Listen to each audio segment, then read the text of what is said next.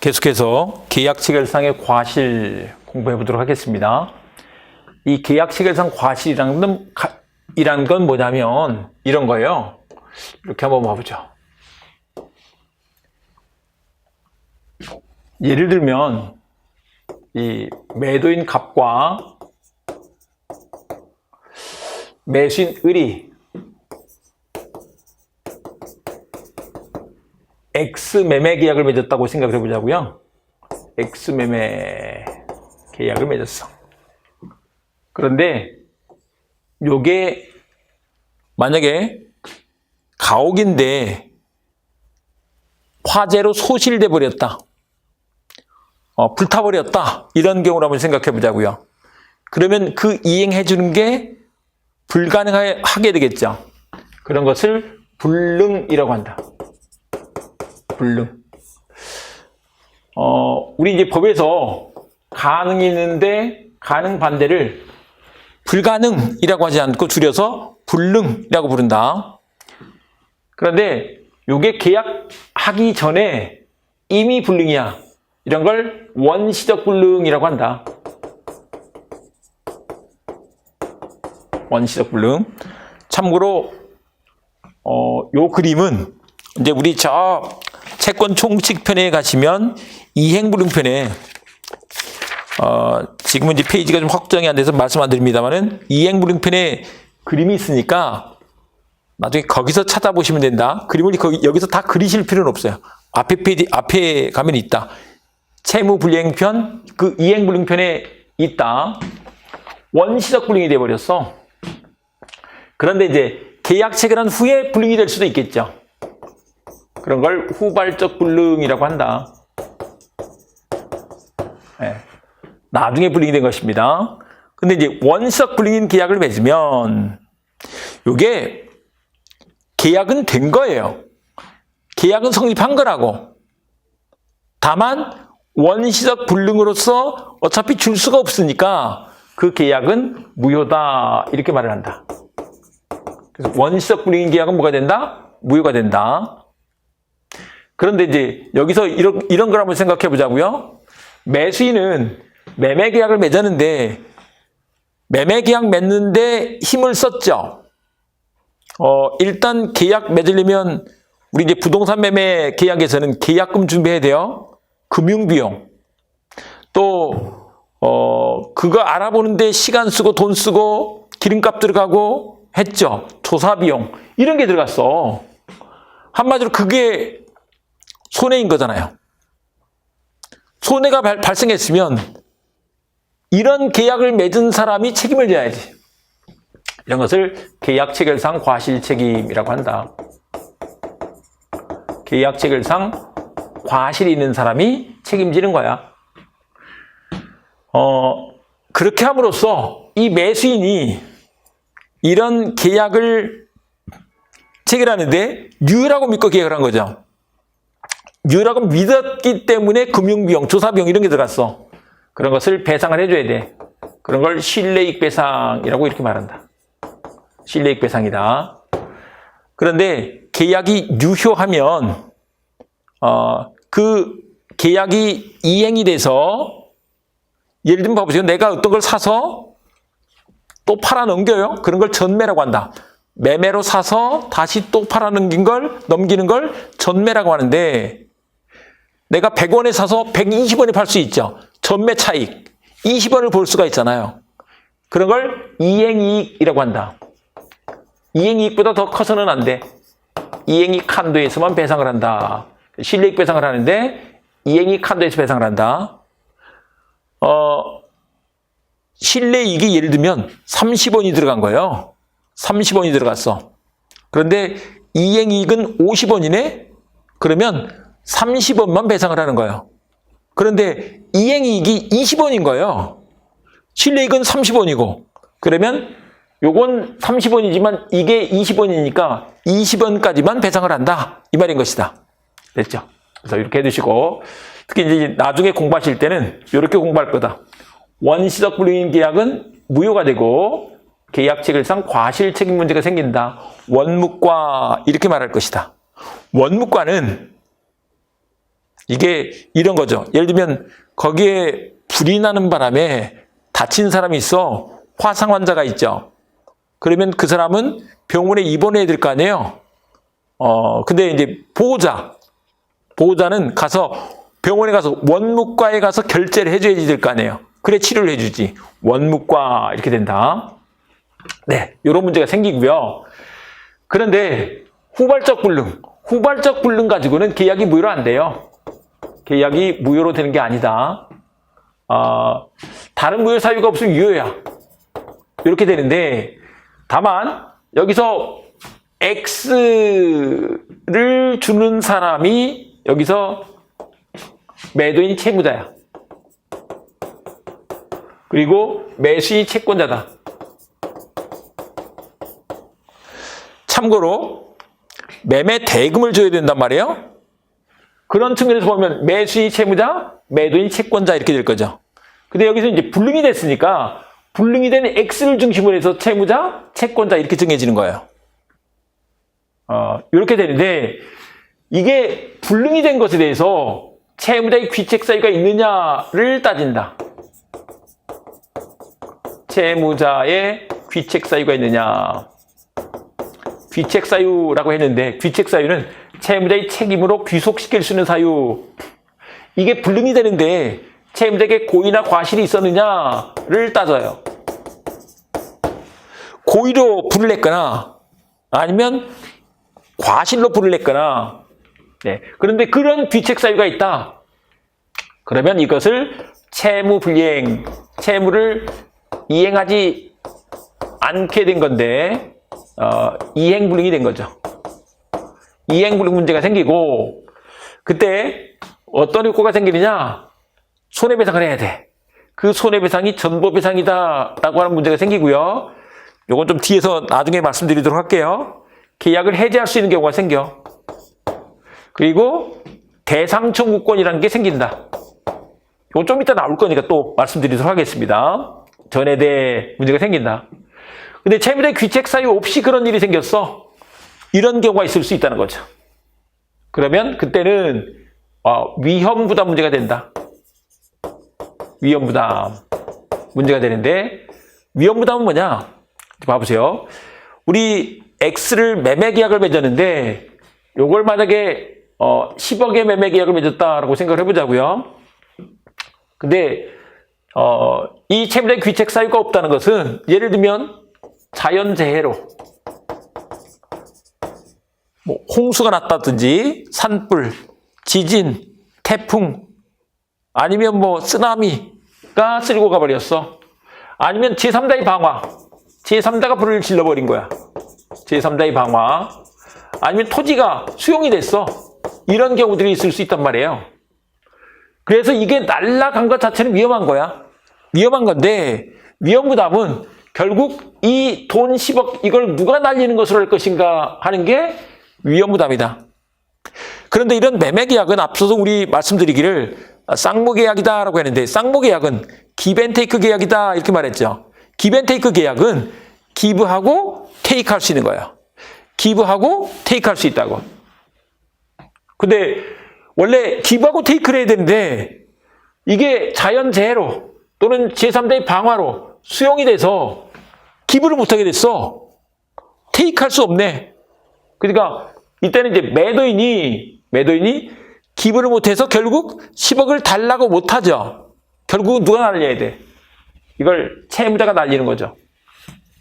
이런 것을 채무자 위험부담주의 원칙이다라고 이렇게 말한다.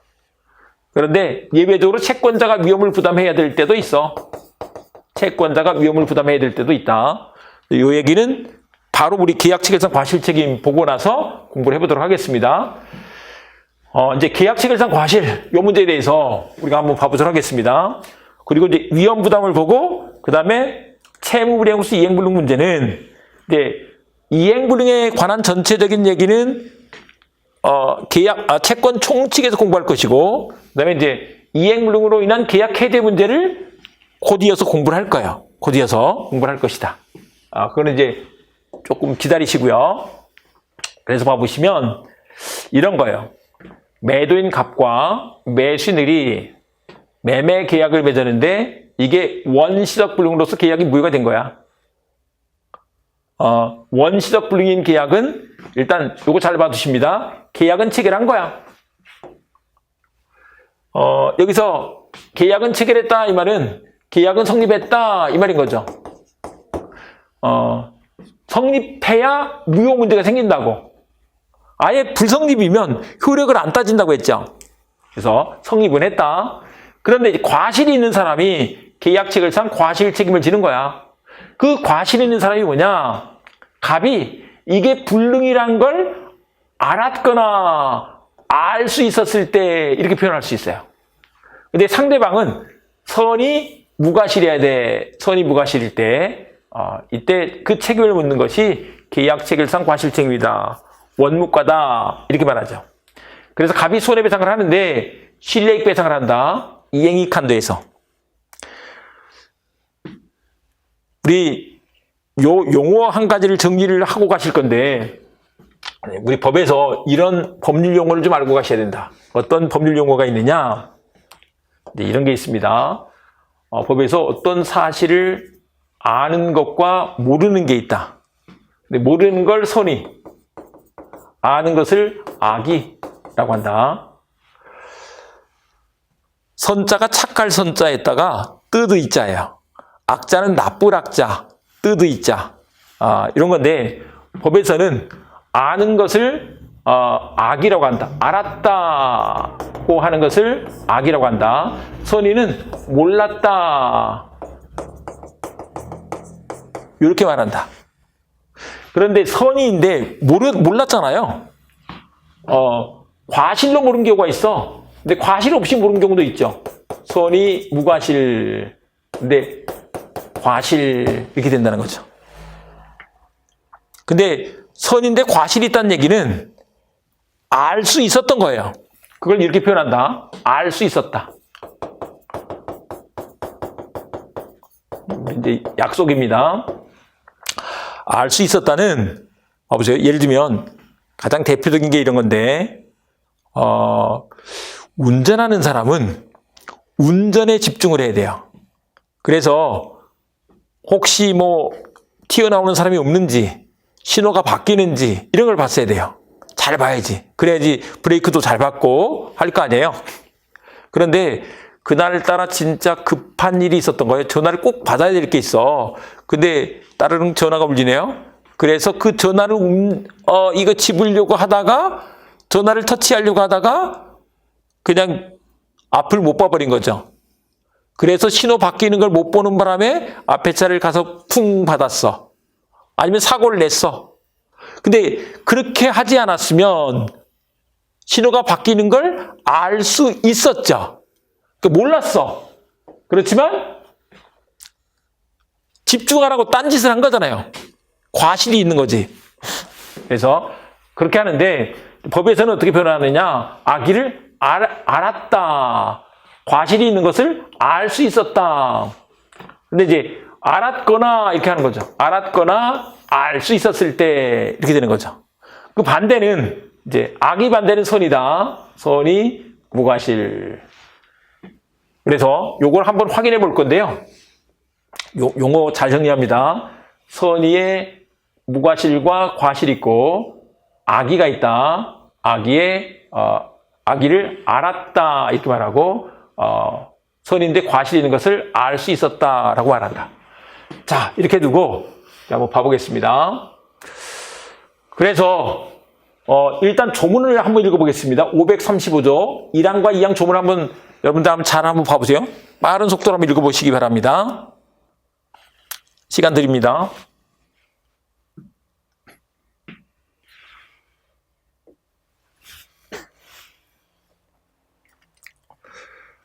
네, 이런 거죠. 목적이 불능한 그 불능이 원시적 불능을 말하는 거야. 그래서 그 계약이 무효인 거죠. 계약을 체결할 때 계약이 체결됐어야 돼. 그 말은 계약이 성립했어야 돼. 그래서 만약에 의사의 불합치로 성립하지 않으면 535조 문제가 생기지 않는다고. 그런데 갑이 그것을 알았거나 알 수 있었어. 불능인 것을, 원시적 불능인 것을 알았거나 알 수 있었을 자는 상대방, 여기서 상대방이 이제 을입니다. 상대방이 그 계약의 유효를 믿었음으로 인하여 받은 손해, 이런 것을 신뢰이익의 손해라고 한다. 신뢰이익의 손해를 배상해야 돼. 그러나 그 배상액은 계약이 유효함으로 인하여 생길 이익액, 유효할 때는 이행이 돼서 이행이 생긴다고, 전매차익 같은 이익액을 넘지 못한다 그랬으니까 이행이익 한도에 있으면 배상을 한다라고 이렇게 한다는 거죠. 그런데 그러려면 이 한번 가보세요. 전항의 규정은 상대방이 을이에요. 그 불능을 알았거나 알 수 있었을 경우에는 적용하지 아니한다. 그러니까 상할수가 되면 안 돼. 상대방이 알았거나 알 수 있었으면 안 된다고. 그러니까 반대로 뭐가 돼야 돼? 선의 부가실해지. 상대방이 알았거나 알 수 있었다면 쌤쌤이 있잖아요. 그래서 요거 다시 봐주십니다. 상대방이 알았거나 알 수 있었을 때 그 반대는 선의 무가실이다. 상선무 이렇게 알아두시면 된다고. 됐죠? 그래서 계약체결상 과실책임을 묻는 사람은 선의 무가실이 되고 책임질 사람은 알았거나 알 수 있었어야지 되죠. 이건 악이거나 과실이 있는 거죠. 네, 이렇게 해석을 해가는 것이다. 자, 이렇게 보시고 갑니다. 그래서 보시면 이제 여기서 보자면 일단 계약 체결상 과실 책임은요, 계약이 성립한 뒤에 생기는 문제다. 그래서 계약이 만약에 불성립했어. 그랬을 때는 계약 체결상 과실 문제가 생기지 않는다. 그때는 그냥 부당이득 반환 청구나 불법행위로 인한 손해배상 청구 문제가 될 뿐이다. 참고로 이제 부당이득 반환 청구 같은 것은 이런 거예요. 예를 들면 봐보세요. 여러분들이 갖고 있는 물건이 처음부터 자기 거는 내 거는 아니었죠. 그거를 내가 내 돈 주고 샀어. 내 돈 내산. 그러니까 내가 갖고 있는 게 정당하죠. 내가 물건 사면서 돈을 줘서 그 사람이 내 돈을 갖고 있으니까 돈 받은 사람도 정당하죠. 그런데 그 계약이 무효이거나 취소가 됐단 말이에요. 계약이 취소됐어. 그러면 그걸 갖고 있는 게 정당하지 않죠. 그게 부당이득이다라는 거. 부당이득. 이득이 부당하니까 손해를 본 사람은 부당이득 반환 청구를 할 수 있고 이익을 번 사람은 부당이득 반환 의무가 된다는 것이다. 그리고 이제 한편 불법행위로 인한 손해배상 청구했는데 불법행위는 일단 이렇게 생각해 주시면 됩니다. 불법행위는 이게 하면 안 되는데 한 거예요. 교통사고를 내면 안 되죠. 근데 교통사고를 냈어. 불법행위다 이렇게 말한다. 또 한편 예를 들면 사기치면 안 되죠. 사기를 쳤어. 불법행위다라고 이렇게 말한다. 사람을 때리면 안 되죠. 사람을 때렸어. 민법적으로는 불법행위다 이렇게 말한다. 네, 이렇게 된다. 그런데 이제 수량지정매매에서 수량구적 일부 멸시 문제가 있어. 실제 면적이 계약 면적이 미달할 때, 예를 들면 이게 땅을 1000평이다 라고 해서 샀는데 나중에 측량을 해봤더니 950평밖에 안 되는 거예요. 970평밖에 안 돼. 30평이 부족하네. 그랬을 때는 이게 574조 내지 572조에 의한 대금감액 청구, 그만큼 값을 빼주세요 이렇게 한 것이다. 그럴 때 이런 것을 담보 책임이다 이렇게 말을 하는데, 담보 책임은 뭐냐면 이런 거예요. 내가 1000평 값을 줬으면 예를 들면 1000평 값에 1000만 원이라고 해보자고요. 근데 내가 나한테 온 게 970평밖에 안 돼. 그러면 30만 원은 빼야 될 거 아니에요. 그만큼 책임지는 게 맞죠, 매도인이. 그런 걸 담보 책임이라고 한다. 대금감액 청구할 수 있다. 그때 계약 체결상 과실 책임으로 가면 안 돼. 부당이득 반환 청구 이런 쪽으로 가면 될 일이 아니야. 그냥 담보 책임으로 간다 이렇게 말한다. 자, 이렇게 해두시고요. 그 다음에 이제 계약 교섭의 부당한 중도 파기 문제가 남아 있는데, 계약 교섭의 부당한 중도 파기로서 상대방에게 손해를 야기시킨 경우, 그때는 이 불법 행위 책임으로 간다. 그래서 신뢰 손해를 배상을 한다.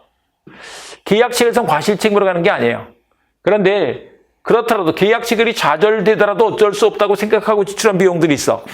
예를 들면 계약을 할 때 제안서, 견적서 이런 걸 작성을 했단 말이에요. 이런 작성 비용까지 달라고 할 수 있겠느냐? 그런 것은 아니야. 그런 것까지 배상을 청구할 수 있는 것은 아니다. 무슨 얘기냐면 계약 교섭의 부당한 중도파기가 우리 계약 교섭하다가 계약 체결의 자유가 있는 거니까 마음에 안 들면 계약 안 할 수도 있는 거죠. 아니 나 안 해요. 할 수 있잖아요. 할 수 있는 거야. 근데 이제 맨 처음 이런 얘기가 문제된 사건이 뭐냐면 모 대학에서 교직원 채용 공고를 내서 시험을 봤어요. 그래서 성적 우수자를 합격시켰죠. 그중에 이제 성적 진짜 우수한 사람은 그게 바로 뽑았으면서 다른 합격자들한테는 조금만 기다리면 우리가 순차적으로 뽑았을 거라고 이렇게 했던 거예요. 근데 아직 뽑은 건 아니야. 아직 데리고 간 건 아니야. 그래서 이제 합격자들이 즐거운 마음으로 놀고 있었죠. 즐거운 마음으로 기다리고 있었는데 야 우리 지금 구조조정해야 돼가지고 네 자리가 없다. 딴 데 알아봐. 라고 하는 거. 이런 게 계약 교섭의 부당한 중도 파기가 된다. 이제 이런 경우에 어떻게 되겠는가? 이게 문제예요. 이런 경우에. 이럴 때 계약 체결상 과실 책임 문제로 갈 수 있겠는가? 인데 계약 체결상 과실 책임은 원시적 불능으로 무효일 때만 가는 거야. 원무과 이걸 기억해 두시라고. 그러니까 이거 말고 다른 데서는 없어. 다만 이제 그렇게 하면 안 됐지. 그래서 불법행위가 된다. 아까 불법행위를 이렇게 얘기했습니다. 하면 안 되는데 한 거예요. 그게 불법행위라고. 물론 이제 그 요건은 나중에 가셔서 공부할 거예요.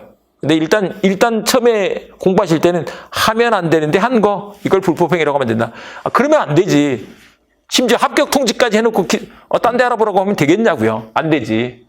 근데 그래서 손해배상 책임을 지는데 계약이 유라고 믿었기 때문에 생긴 손해가 있어. 그건 배상해줘야 돼. 이 말인 것이다. 자, 이렇게 해두시고요. 요거를 우리 교재로 봐봅니다. 자, 요 조문들은 여러분들이 쭉 읽어보시면 돼요. 하시고 그 다음에 이제 우리 계약이 의사의 불합치로 성립하지 아니한 경우 제535조를 유추 적용할 것이 아니다. 의사의 불합치가 되면 계약이 성립하지 않은 거야. 계약 체결상 과실 책임은 계약은 성립했지만 무효일 때. 무효라는 얘기는 성립했지만 효력이 없다 이런 뜻이에요. 그럴 때 생기는 문제다. 그래서 아예 성립하지 않으면 535조 유추 적용 문제도 생기지 않는다. 다만 이제 거기서 부당이득을 얻은 게 있어. 부당이익 반환 청구. 그러면 안 되는데 그렇게 해서 손해가 생겼어. 불법행위로 인한 손해배상 청구 문제가 생긴다는 것이다. 그다음에 요건 및 효과에서 이게 원시적, 객관적 전부불능으로서 무효가 됐을 때의 문제다. 근데 일부불능일 때는 담보책임 문제가 생길 뿐이다. 아까 말씀드렸던 실제 면적이 계약 면적이 미달했을 때 그때는 이 계약 체결상 과실 책임 문제로 갈 것이 아니고 대금감액지원권 이게 574조, 572조가 담보책임 문제다. 이렇게 갈 일이다. 야, 그만큼 부족하니까 부당이득 반환에 이렇게 갈 일이 아니다. 계약 체결상 과실 책임으로 갈 일이 아니다. 이렇게 말하고 있다. 요 판례도 사실 민법 공부하는 데 있어서는 되게 중요한 판례인데 그동안에 우리 노무사 시험에서 안 내다가 이제 이게 뭐예요? 40문제 체제가 되니까 내야지 되게 생겼잖아요. 참고로 제가 이렇게 기출 표시를 다 해놨습니다. 그래서 기출 표시해놓은 것들을 이렇게 보시면서 기출 표시해놓은 것들을 별표 하나, 둘 이렇게 좀 생각을 하시면서 보시면 될 것 같아요. 그 다음에 이제 그런 계약 체결상 과실 책임을 물으려면 이 일방 당사자 갑에게는 뭐가 있어야 돼? 알았거나 알 수 있었어야지 되죠. 예견 가능성이 있었을 때. 그런데 상대방은 뭐 해야 돼? 선의 무과실해야지 되죠. 선의 무과실일 때 그렇게 할 수 있는 것이다. 그 다음에 이제 개별적인 경우들로서 이게 착오의 경우가 있는데 요거는 이제 사실 우리 민법 총칙에서 좀 공부를 해야 되는데 이제 보세요. 착오로 계약을 잘못 맺은 거예요. 착오로 계약을 맺었어. 그러면 이제 취소할 수 있도록 해줍니다. 그런데 그게 과실에 이런 게 있는데 과실에 가벼운 과실이 있고 무거운 과실이 있다. 경과실과 중과실이 있다. 중과실은 중대한 과실의 줄임말이에요. 중과실. 그런데 경과실이 있을 때 취소할 수 있어요. 취소할 수 있어. 근데 표의자는 의사피시한 사람을 말하는데 의사피시자가 중대한 과실이 있었어. 그러면 취소를 못해요. 근데 이제 경과실이 있어서 취소할 수 있다고 했단 말이에요. 그래서 취소를 했어. 근데 취소를 하면 어쨌거나 상대방 입장에서는 취소를 당하니까 손해가 생기는 문제가 생기죠. 그랬을 때 이 불법행위다라고 할 수 있겠느냐 이 말이에요. 근데 그런 거 아니다. 불법행위 책임이 생길 일이 아니다는 것이다. 원래 우리 불법행위는 하면 안 되는데 한 것을 불법행위라고 한다고 했었잖아요. 근데 착오 취소를 법에서 할 수 있다라고 했어. 과실이 있을 때 할 수 있단 말이에요. 그러니까 위법한 게 아니니까 손해가 있다고 해서 손해배상 청구할 수 있는 게 아니에요. 그게 불법, 위법할 때 할 수 있는 거지.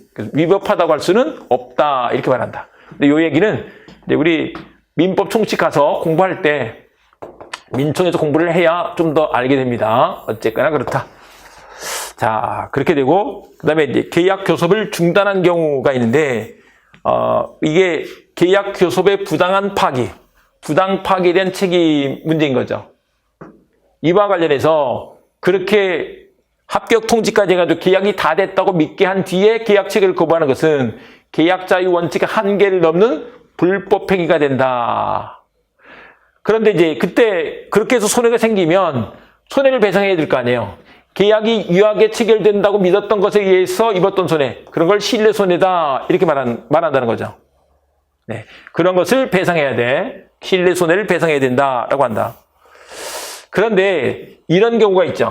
당사자가 계약 체결이 좌절되더라도 어쩔 수 없다고 생각하고 지출한 비용, 제안서나 견적서 작성 비용 같은 것들은 우리 계약하려면 힘써서 작업을 해야 되잖아요. 심지어는 뭐 어쨌거나 이 프린트 하려면 잉크도 들어가야 되고 종이값도 들어가잖아요. 그런 걸 배상하라고 할 수 있겠느냐? 근데 그런 것들은 계약이 안 돼도 어차피 쓸 돈이었다는 거죠. 그런 걸 배상하라고 할 것은 아니다는 것이다. 그다음에 정신적 고통에 대한 손해도 별도로 배상을 구할 수 있다라고 하는데 정신적 고통에 대한 손해배상을 특히 뭐라고 하느냐? 위자료라고 불러요. 참고로 위자료는 나중에 또 설명드리겠습니다만은 위자료는 이혼할 때만 주는 게 아니고 이렇게 불법행위가 될 때도 위자료 문제가 생긴다. 이혼할 때 위자료를 주는 것은 너 때문에 내가 아주 그냥 정신적 고통이 너무 극심했어. 손해배상에. 이게 위자료라고요. 네가 바람 피는 바람에 내가 아주 그냥 이 마음이 무너져가지고 죽겠어. 이게 위자료라고. 불법행위에서도 채무불이행에서도 그런 문제가 있다는 것인 거죠. 자, 이렇게 두시고 그 다음에 이제 계약의 효력 문제가 나와 있는데 여기서 우리 이걸 한번 봐보자고요. 어떤 걸 볼 거냐면 바로 위험부담 문제로 한번 가서 보자고요. 위험부담 문제.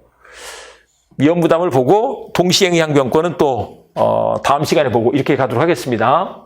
이게 뭐냐면 이런 거예요.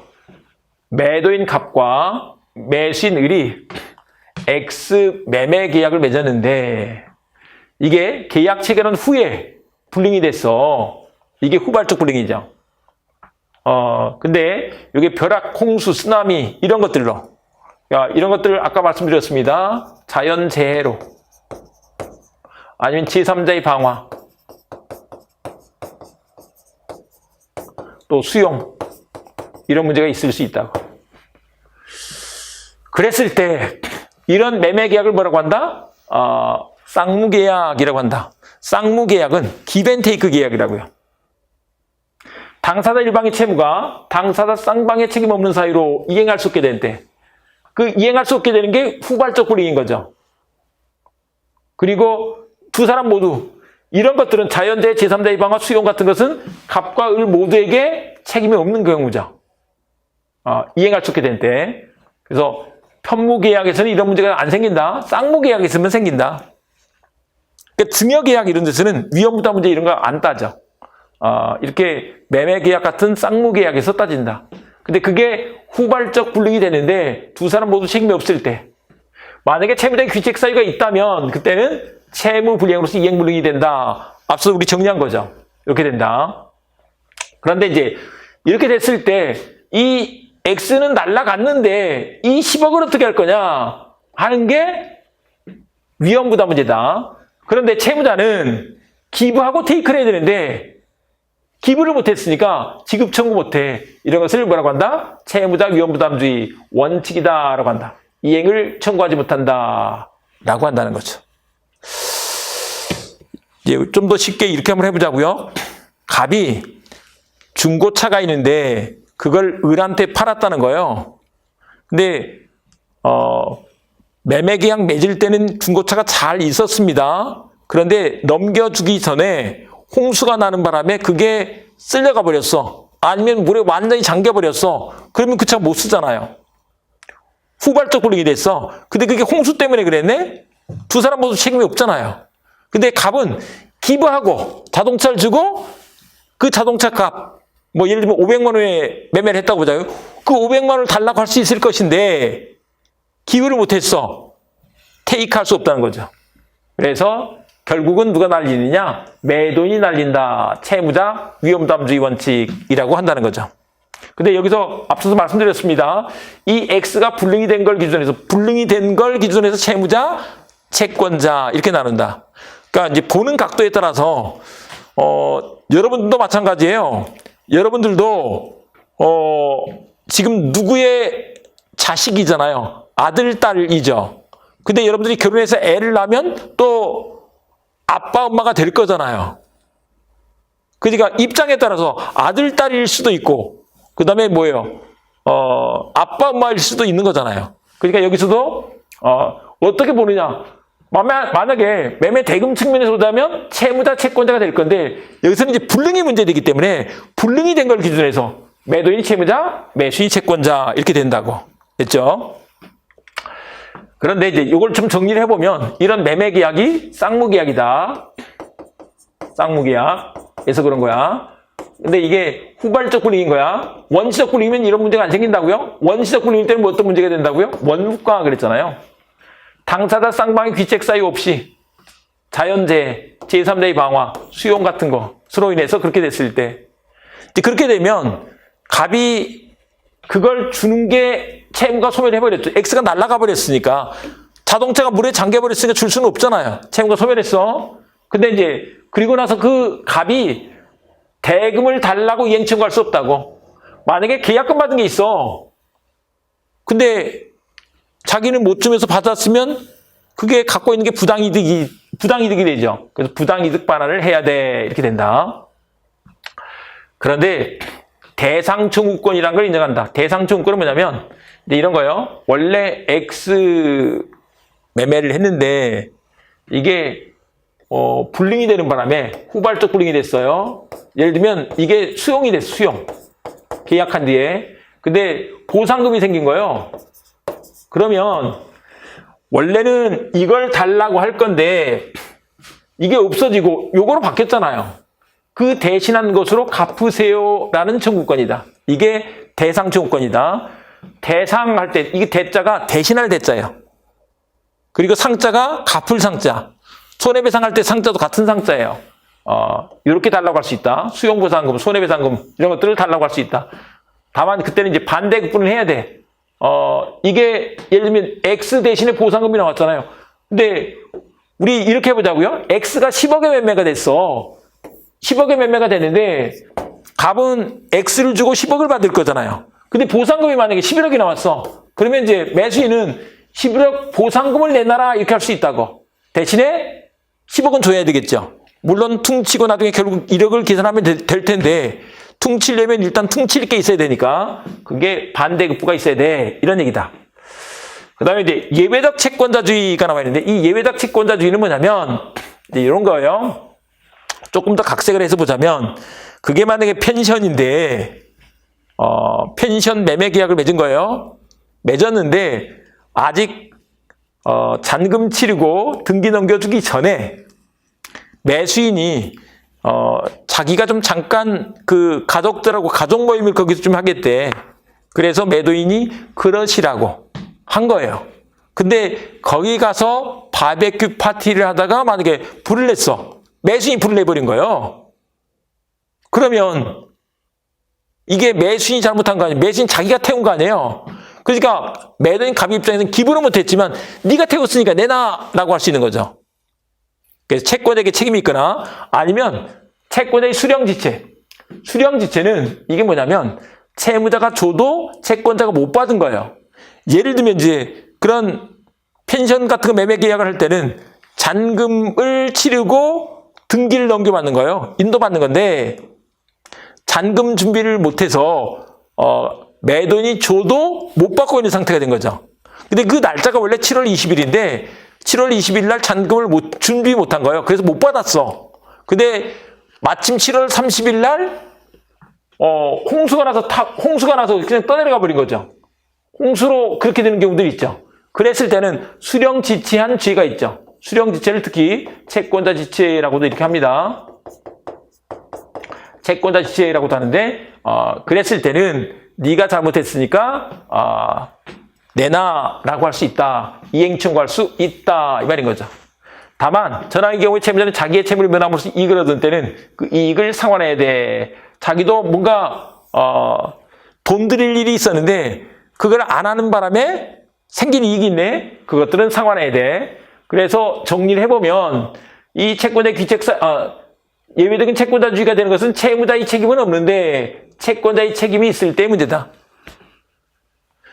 매도인 갑은 잘못이 없는데 책임이라는 것은 고의과실을 말한다. 근데 이제 채권자의 책임이 있을 때 그렇다는 것이다.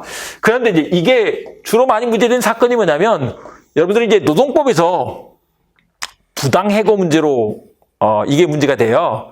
그래서 봐보세요. 사용자가 있고 근로자가 있어요. 고용계약을 맺고 일을 하고 있었는데 근로자가 미우니까 부당해고를 해버렸어. 이랬을 때 문제예요. 부당해고를 해버렸을 때. 이때 어떻게 처리해야 되느냐? 얘 문제예요. 어떻게 처리해야 되느냐? 이런 문제인데 이때 부당해고를 하면 근로자는 가서 일을 하고 싶어도 못하는 거잖아요. 채권자가 잘못한 거야. 그래서 일을 못한 것에 대해서 일은 못했지만 월급을 달라고 청구할 수 있게 된다는 것이다. 다만 이제 중간 수입은 공제를 해야 돼. 중간 수입을 공제한다는 얘기는 예를 들면 그때 딴 직장 가서 일을 해서 또 돈을 번 게 있네. 그만큼 빼야 돼. 휴업수당을 초과하는 범위에서 빼는 것이다. 이렇게 말한다.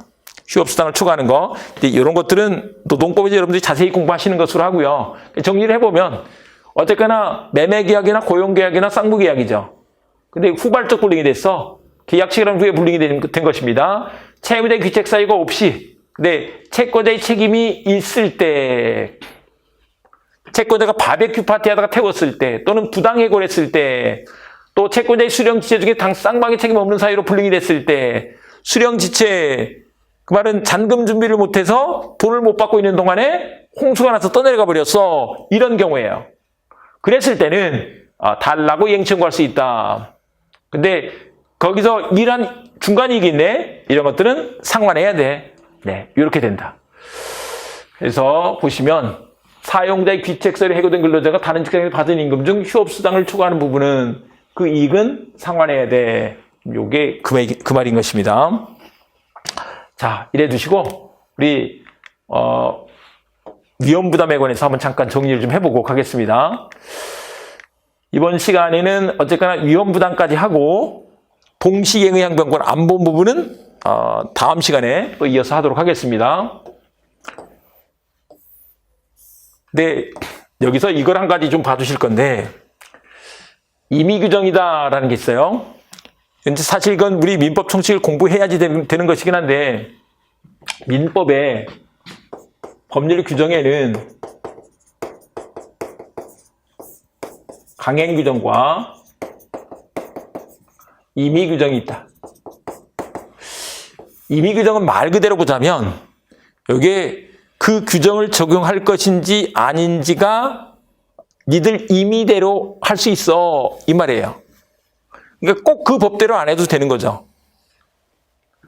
예를 들면 우리가 앞서서 그 얘기도 좀 했었는데 임차인이 만약에 살면서 비용을 치렀어. 그러면 임대인에게 그 들어간 비용을 돌려달라고 상환해달라고 청구할 수 있는 권리가 있다. 그게 비용상환 청구권이 되는데 그 비용상환 청구권이 임의규정이란 거예요. 그래서 야 그런 건 청구하는 거 없다 라고 약정을 한 거예요. 그러면 그 약정대로 돼버려. 이 위험부담도 이게 우리 아까 채무자 위험부담주의 원칙 예외적으로 채권자가 위험을 부담하는 경우가 있어 라고 했지만 우리는 그대로 안 하고 이렇게 할 거야 라고 정하면 그렇게 된다는 거죠. 그런데 계약법은 기본적으로 지금 우리가 공부하는 파트가 계약 총칙이에요. 계약 자유의 원칙이 있단 말이에요. 계약을 자유롭게 할 수 있는 것이기 때문에 그 계약법 규정의 대부분은 임의 규정이 된다. 근데 왜 계약대로 하면 될 텐데 이런 법을 뒀을까? 그런 약정을 안 했을 때를 대비하기 위해서 이런 규정을 둔 거죠. 기준을 세워놔야 될 거 아니에요. 이렇게 할 거야? 그러면 이렇게 된다고. 그게 임의 규정이라고. 됐죠? 근데 이제 강행 규정은 법이 강행돼야 되니까 마음대로 할 수 있는 게 아니죠. 그래서 그 강행 규정에 위반한 약정을 했어. 그러면 안 되는 거죠. 그래서 그런 약정은 무효가 된다. 이렇게 말한다. 강행 규정 위반한 약정이 있어. 그러면 무효가 된다. 자, 이렇게 두시고 채무자 위험부담주의 원칙이라고 하는데 이 조문 다 읽었습니다. 그래서 보시면 되는데 여기서 우리 위험부담이 문제되려면 쌍무계약이 돼. 편무계약에서는 이런 거 안 생긴다고. 그리고 후발적 불이행해야 돼. 원시적 불이행에서 이런 문제가 안 생긴다고. 그리고 양 당사자의 귀책 사유가 없어야 돼. 고의과실이 없어야 돼. 이 말인 거죠. 그런데 채무자 위험부담주의에서는 기브앤테이크 계약에서 기부를 못했으니까 테이크할 수 없는 거지. 근데 이미 테이크한 게 있네. 그건 부당이득으로서 반환해야 돼. 계약금 받은 게 있어. 중도금 받은 게 있어. 그런 것들은 돌려줘야 돼. 이 말인 거죠. 그런데 한편 거기서 수용보상금 이런 게 나왔어. 그랬을 때는 대상청구권 그거 수용보상금을 내놓으세요 라고 할 수 있다. 다만 이제 반대급부를 부담하는 건 맞죠. 반대급부를 부담한다. 그 다음에 예외적 채권자주의가 나와 있는데 이게 바베큐 파티 하다가 채권자의 책임 있는 사유 아니면 부당해고가 있을 때 근데 부당해고 때문에 일을 못했으니까 너 때문에 일을 못한 거잖아. 그러니까 월급 내나 이행을 청구할 수 있다. 이렇게 된다는 거죠. 월급 내나 아니면 매매대금 내나 라고 이렇게 할 수 있다는 거죠. 또 한편 잔금 준비를 못하는 바람에 등기를 넘겨줘도 못 받았어. 이게 수령지체 중에 홍수가 난 거야. 이랬을 때는 마찬가지로 네가 너 때문에 내가 만약에 그 날짜에 넘겨줬으면 나는 깨끗하게 손 터는 거 아니에요. 그랬으니까 값을 내나 이렇게 할 수 있다. 그리고 이제 중간 수입 이런 것들은 공제해야 돼. 상환해야 돼. 이렇게 말한다. 그래서 이렇게 해두시고 그다음에 이제 그래서 효과로 가시면 이행을 청구할 수 있다라고 한다. 그리고 부당해고 같은 것들이 문제됐을 때 임금의 지급을 청구할 수 있다라고 한다. 그런데 거기서 생긴 이익은 상환해야지 맞지. 이익을 상환해야 한다. 네, 이렇게 되죠. 그 다음에 해고 무효와 임금 지급 청구. 요 얘기가 2003년도에 딱 한 번 우리 민법 시험에 나왔는데 이건 뭐 노무사 되는데 꼭 필요한 얘기니까 알아둬야 되고 또 2003년도에 나왔다고 앞으로 안 나온다 이런 얘기는 절대 아니에요. 여기서 나올 수 있기 때문에 잘 봐주신다. 해고 또는 퇴직 처분이 무효거나 취소된 때 이게 부당해고가 됐을 때의 문제죠. 이건 사용자의 귀책 사유가 있는 것이다. 그러니까 근로자 입장에서는 일을 못했어. 하지만 네가 잘못했으니까 임금 전부 지급을 청구할 수 있다. 월급 주세요라고 할 수 있다. 만약에 단체 협약서에 의하여 인상된 임금이 있으면 인상된 임금에 따라 산정해야 된다. 그러나 해고가 없더라도 취업이 사실상 불가능한 상태가 발생한 경우 예를 들면 구속돼 있었어. 또 수배 및 교도소 수감 기간 이런 것들이 있었다. 또 사용자가 정당한 사유에서 사업을 폐지했어. 이런 경우에는 임금을 청구할 수 없다라고 한다. 그래서 구속 기간 동안에는 임금의 지급을 청구할 수 없다. 그런데 이게 다른 병원에 취업하거나 독자적으로 개발하여 소득을 얻고 있었다 하는 것은 사용자의 귀책 사유가 소멸하였다고 단정할 수는 없다라고 말한다. 그 다음에 이제 해고기간 중 중간 수입의 공제 문제가 나와 있는데, 해고된 근로자가 해고기간 중에 다른 직장에서 얻은 이익을 이른바 중간 수입이라고 하는데, 그때는 그것을 공제해야 돼. 이렇게 말한다. 네. 근데 상환하여야 할 이익은 채무를 면한 것과 상당인과 관계에 있는 것에 한한다 할 것이어서, 상당인과 관계는 원인과 결과 연결이 된다 이런 뜻이에요. 해고 기간 중에 노동자 기금으로부터 지급받은 금원, 또 해고 전부터 처해주도록 경영하던 과수원에서 부업으로 얻어온 수입, 이런 것들은 해고가 안 됐어도 그냥 얻을 수 있었던 수입인 거잖아요. 그런 것들은 공제할 것이 아니다. 다만 공제를 하더라도 휴업수당을 초과하는 금액의 범위에서만 공제되겠다. 휴업수당이 100분의 70이에요. 100분의 70. 옛날에 제가 공부할 때 그렇게 돼 있었는데, 어쨌거나 혹시나 바뀌었으면 그거는 여러분들이 이제 노동법에서 교정하시기 바랍니다. 민법에서는 뭐 그것까지 물어보지는 않으니까 여기까지 하시고, 자, 다음 시간에는 이제 우리 동시행의 항변권에서부터 공부를 해 보도록 하겠습니다. 네, 여기까지 하시고 오늘은 여기까지. 자, 내일 뵙도록 하겠습니다. 수고했습니다.